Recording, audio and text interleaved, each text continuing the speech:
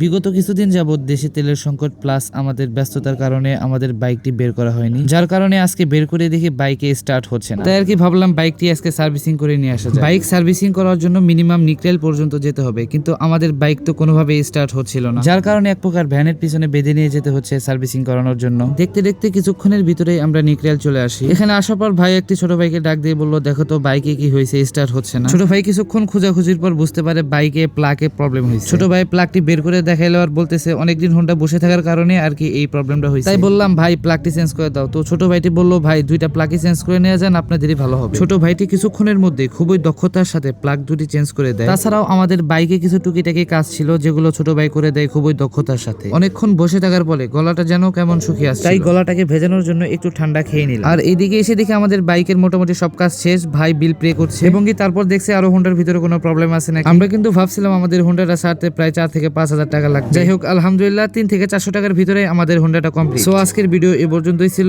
আপনাদের কাছে ভিডিওটি কেমন লাগছে অবশ্যই কমেন্ট বক্সে বলে যাবেন।